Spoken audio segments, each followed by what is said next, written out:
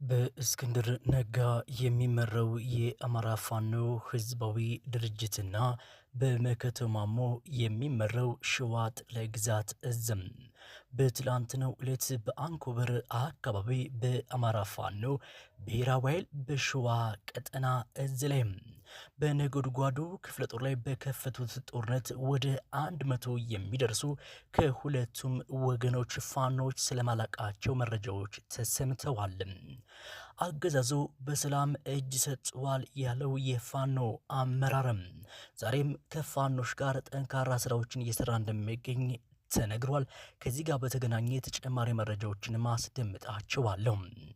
የአማራ ፋኖ ብሔራዊ ኃይል በወሎ ቀጠና ንጉስ ሚካኤል ኮር መብረቅ ክፍለ ጦር ኢንጂነር ደሳለኝ ክፍለ ጦርና የኮሮ ቃኝ በጋራ ለተከታታይ አንድ ሳምንት ባደረጉት እልህ አስጨራሽ ተጋድለው በርካታ ድሎችን እንደተጎናጸፉ መረጃዎችም ተሰምተዋል። በመርሳ ከተማ የጸረ አማራ ብልጽግና ስርዓት አገልጋይ ካድሮች ላይ የሚወሰደው እርምጃ ተጠናክሮ ቀጥሏል።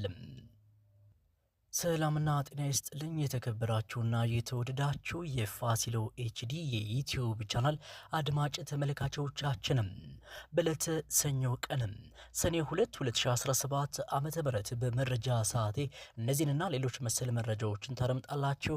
አብራችሁ ቆዩ። ወደ መረጃዎችም አለፍኩኝ። በቀዳሚነት መደመጥ ያለበትን መረጃን በማስደመጥም ልጀምርም።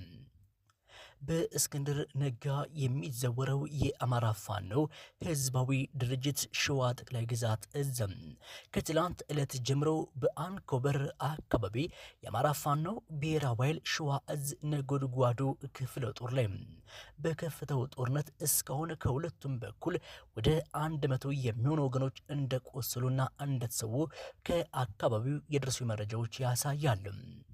በጥር ወር ከተደረገው የወሎ ዳውንታ ድርድር በኋላ የአማራ ፋኖ ህዝባዊ ድርጅት ከአብይ አህመድ አገዛዝ ጋር መወገኑን አቁሞ የሸዋ ፋኖ እዝ ላይ በርካታ ጥቃቶችን ሲፈጽም ቆይቷል። በዚህም ሳምንት የሸዋ እዝ የከሰም ክፍለ ጦር ከመከላከያ ጋር ሲዋጋ እንደሰነበተ በስፋትም ስንዘግብ ነበረ።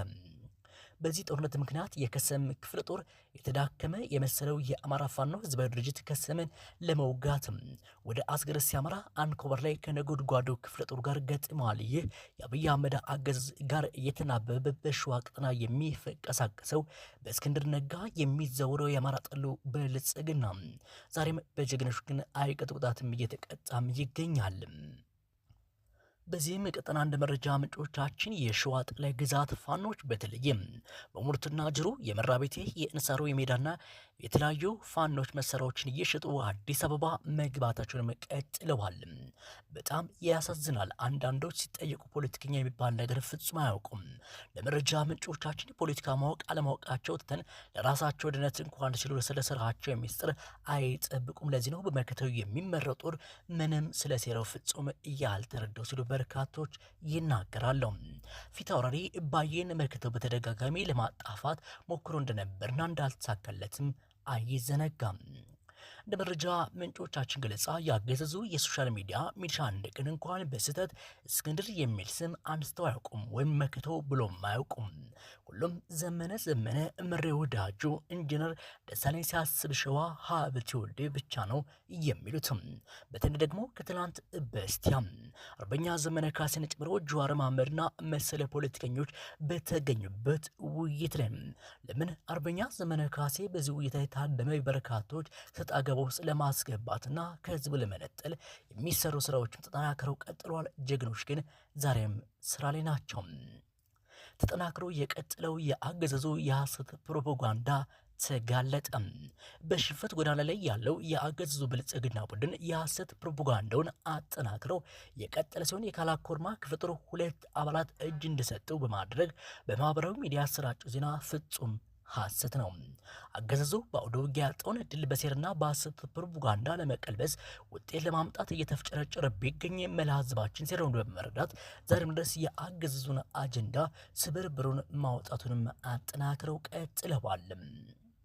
የአማራ ፋኖ ብሔራዊ ኃይል ንጉስ ሚካኤል ኮር መብረቅ ክፍለ ጦር ኢንጂነር ደሳለኝ ክፍለ ጦርና የኮሮ ቃኝ በጋራ ለተከታታይ አንድ ሳምንት ባደረጉት አስጨራሽ ውጊያ ድልን ተጎናጸፉ።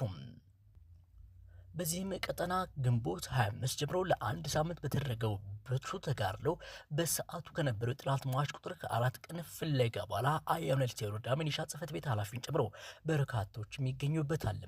ግንቦት 25 ምሽት አድማ በተና መከላከያ እርስ በርስ አስበላዋቸው በሚል በተነሳ ተኩስ ብዙዎች መቁሰላቸው ተረጋግጧል። ይህንንም የሰሞን ዙፋን ጠባቂ ጥርቅሞችም ይበተናል። ቀጠናን እንደ ጠጠር ፈሶ የነበረውን ከ25 ጀምሮ እስከ 23 እና 04 ቀበሌና አካለው በስፋት የነበረው መቁረጥን ሲያንስ መደናበር ጀምሮ ኢንጂነር ደሳለኝ ክፍለ ጦርና መብረቅ ክፍለ ጦር በጋራ በመሆን ባደረጉት ልዩ የማጥቃት ውጊያ ጠላት ተመቷል። በዚህ አስደናቂ ውጊያም ከጠላት የተሰዋ በቁጥር በርካታ ሞትና ቁስለኛ ሲሆን ቁስለኛውን ቦሌ ያላጠራ መሆኑን ተሰምቷል። ለተከታታይ አንድ ሳምንት ለአስጨራሽ ውጊያ ተደርጓል። በመርሳ ከተማ የጸረ አማራ ብልጽግና ስርዓት አገልጋይ ካድሬዎች ላይ የሚወሰደው እርምጃ ተጠናክሮ ቀጥሏል ነው የተባለው። የአማራ ፋኖ ብሔራዊ ኃይል በወሎ ቀጠና ልጅ ኢያሱ ኮር ስር የሚገኘው የየጂው ክፍለ ጦር ልዩ ኮማንዶ መርሳ ከተማ ሰርገው በመግባት ህብረተሰቡን ከአቅም በላይ ግብር እንዲከፍል ማስገደድ የብልጽግና ስርዓት ለማስቀጠል እየሰራ የሚገኝ የከተማ ገቢዎች ቢሮ አመራር የሆነውን ቀንድ ሸውታል።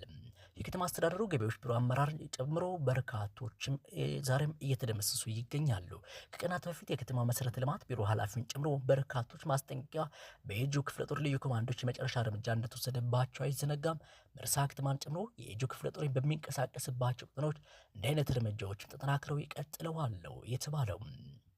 ውድና የተከበራችሁ የፋሲሎ ኤችዲ የዩቲዩብ ቻናል አድማጭ ተመልካቾች በመረጃ ሰዓቴ መደመጥ አለባቸው ብዬ ያሰብኳቸው ሰበር መረጃዎች እነዚህ መስሉ ነበረ።